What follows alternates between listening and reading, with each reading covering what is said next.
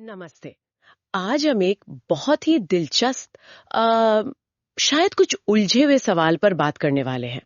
हम सब अपनी जिंदगी में प्यार, दया, बराबरी जैसी बातों को बहुत अहमियत देते हैं, है ना? लेकिन हम जिस दुनिया में रहते हैं, ये प्रकृति, ये नेचर, इसके नियम तो कुछ और ही कहानी कहते हैं। कभी सोचा है कि ये दो बिल्कुल अलग चीजें, हमारे जो ये आइडियल्स हैं और प्रकृति की सच्चाई, ये एक साथ कैसे चलती हैं? आज की इस खास गहन चर्चा में हम इन्हीं पहलुओं को थोड़ा कुरेदेंगे। प्रकृति असल में कैसी है, हमारे इंसानी मूल्य कहाँ से आए, और ये जो ईश्वर की अलग अलग समझ है, उसमें क्या फर्क है। आगे बढ़ने से पहले एक छोटी सी गुजारिश, अगर आपको ऐसी जानकारी भरी बातें पसंद है तो कृपया हमारे चैनल को सब्सक्राइब करें, इस वीडियो को लाइक करें और अपने दोस्तों और परिवार के साथ शेयर जरूर करें। तो चलिए शुरू करते हैं प्रकृति की हकीकत से। जब हम नेचर को देखते हैं तो क्या नजर आता है? ये एकदम खरी है, कोई पक्षपात नहीं करती, लेकिन साथ ही काफी कठोर भी है। इसका सबसे बड़ा नियम शायद यही है, सर्वाइवल ऑफ द फिटेस्ट, मतलब जो माहौल के हिसाब से सबसे मजबूत या सबसे अडेप्टेबल है, वो ही टिकेगा। बिल्कुल सही। और यहाँ ये समझना जरूरी है कि प्रकृति में हमारी तरह की नैतिकता यानी मोरालिटी या पाप पुण्य का कोई कॉन्सेप्ट होता ही नहीं है। शेर जब शिकार करता है तो वो कोई नफरत या क्रूरता की वजह से नहीं करता, वो उसकी जरूरत है, उसका इंस्टिंक्ट है। बस हिरन डरपोक होने की वजह से नहीं भागता, वो बस अपनी जान बचा रहा है। पेड़ किसी पर दया करके छाया नहीं देता, ये उसका स्वभाव है, उसकी जरूरत है। सब कुछ बस एक संतुलन, एक बैलेंस बनाए रखने और अपने अस्तित्व को जारी रखने के लिए हो रहा है। यहाँ कोई अच्छा बुरा नहीं है, बस जीवन है, मौत है और फिर नया जीवन। एक साइकिल है जो बस चलता रहता है। हाँ, ये नजरिया थोड़ा चौंकाता है। मतलब प्रकृति में जिसे हम इंसानी भाषा में दया या न्याय कहते हैं, उसकी कोई जगह नहीं। जो ताकतवर है वो आगे बढ़ेगा, और जो कमजोर है या हालात के हिसाब से ढल नहीं पाया, वो पीछे रह जाएगा या खत्म हो जाएगा। ये सुनने में थोड़ा बेरहम सा लगता है ना? बेरहम शब्द हम इंसानी भावनाओं के चश्मे से इस्तेमाल करते हैं। प्रकृति के नजरिए से देखें तो ये कठोरता असल में जरूरी है। ये सिस्टम को चलाने का तरीका है, ये कोई सजा नहीं है, बस एक नतीजा है, एक कॉन्सिक्वेंस। सोचिए, अगर मौत ना हो तो नए जीवन के लिए जगह कहां से आएगी? अगर कंपटीशन या प्रतिस्पर्धा ना हो तो विकास कैसे होगा, नई चीजें कैसे उभरेंगी? प्रकृति का सीधा सा नियम है, बदलो, अडेप्ट करो, वरना मिट जाओ। ये बस अस्तित्व का एक ठंडा ऑब्जेक्टिव सच है, इसमें कोई पर्सनल भावना शामिल नहीं है। लेकिन फिर बात आती है हम इंसानों की। हम तो इस पूरी तस्वीर में कहीं कहीं अलग खड़े नजर आते हैं। विकास के सफर में कहीं ना कहीं हमें सोचने, समझने की, महसूस करने की एक कमाल की क्षमता आ गई, जिसे हम चेतना या कॉन्शियसनेस कहते हैं। हम सिर्फ इंस्टिंक्ट पर नहीं चलते, हम चुनाव करते हैं। बिल्कुल। और इसी चेतना ने एक और खास चीज को जन्म दिया, सहानुभूति यानी एम्पैथी।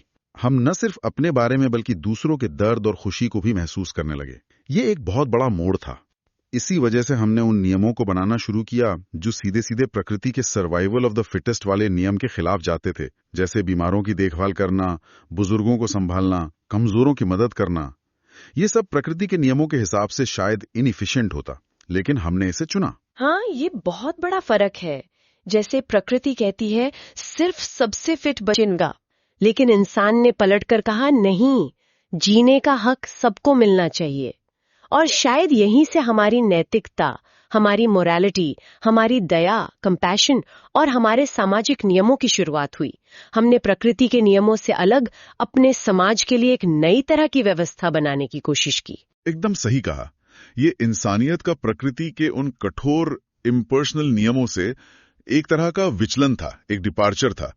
हमने ऐसे मूल्य, वैल्यूज घड़े जो हमें प्रकृति में बने बनाए नहीं मिलते, और फिर इन मूल्यों को सहेजने के लिए, जीवन को एक बड़ा मतलब या अर्थ देने की कोशिश में और समाज को एक साथ जोड़े रखने के लिए धर्म, रिलीजन जैसी व्यवस्थाएं सामने आई। इसे आप इंसानी समाज की एक बहुत बड़ी और जटिल खोज कह सकते हैं। ये वाकई दिलचस्प है।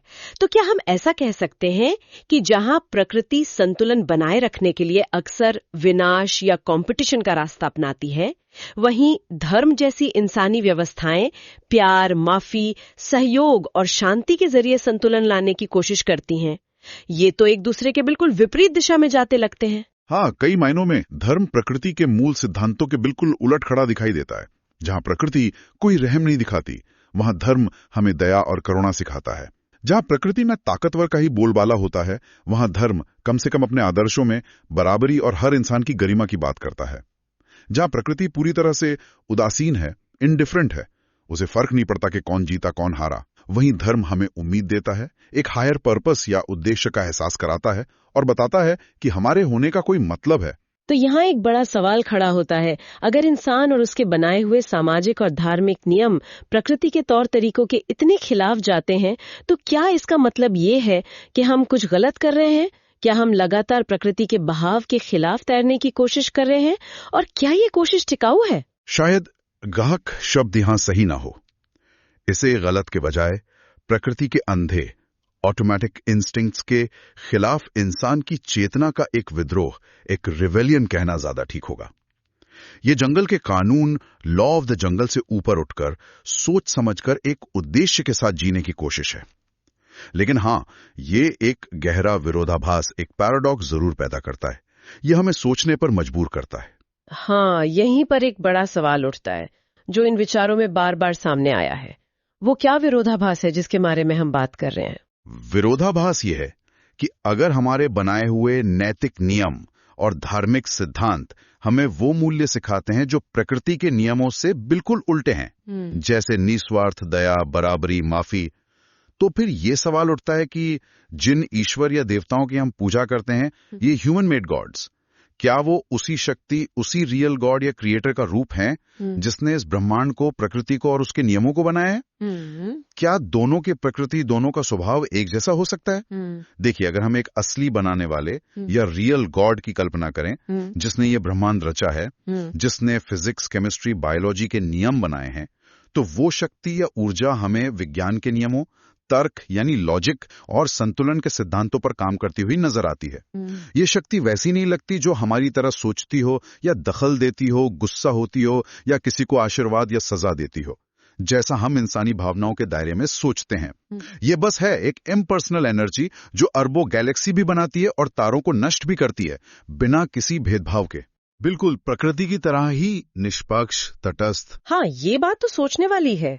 विज्ञान भी हमें यही दिखाता है कि ब्रह्मांड कुछ तयशुदा नियमों के हिसाब से चलता है, किसी की व्यक्तिगत मर्जी या पसंद नापसंद से नहीं। लेकिन जिन ईश्वर की अवधारणाएं हमने, इंसानों ने अलग अलग संस्कृतियों और धर्मों में विकसित की हैं, वो तो बहुत अलग है।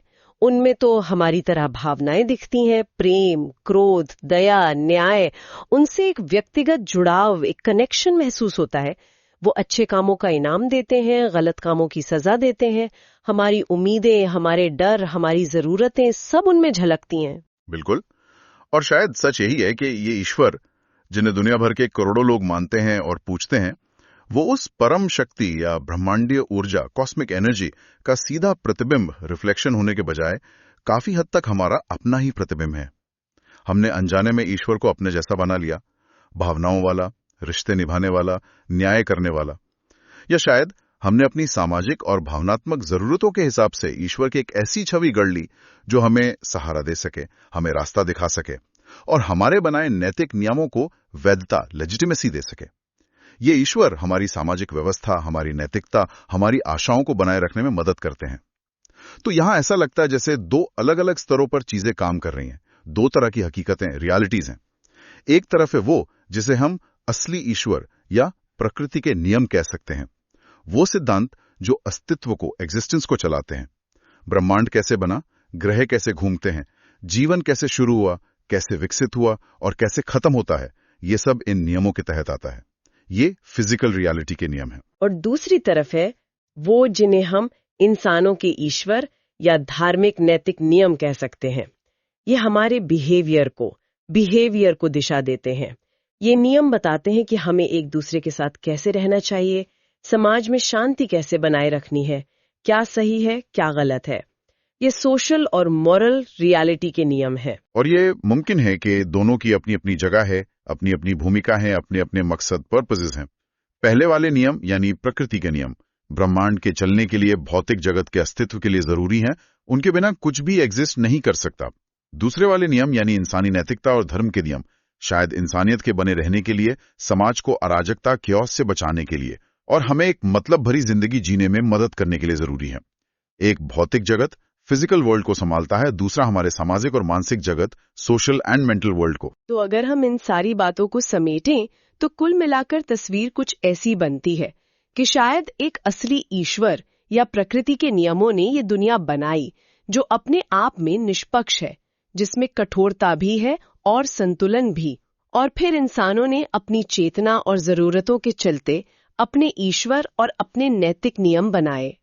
शायद खुद को प्रकृति की उसी कठोरता, जीवन की अनिश्चितता, अनसर्टेनिटी और अकेलेपन से बचाने के लिए, और एक दूसरे के साथ मिलकर शांति से रहने का तरीका खोजने के लिए। हाँ, यही शायद हमारे अस्तित्व का सबसे बड़ा विरोधाभास, पैराडॉक्स है।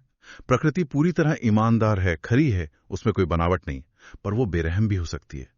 दूसरी तरफ धर्म और नैतिकता हमें दया सिखाते हैं, उम्मीद देते हैं, पर शायद वो इंसानी जरूरत के हिसाब से कुछ हद तक बनावटी, आर्टिफिशियल भी हैं, क्योंकि उनके नियम अक्सर प्रकृति के मूल नियमों से मेल नहीं खाते। और हम इंसान इन दोनों ताकतों के बीच खड़े हैं।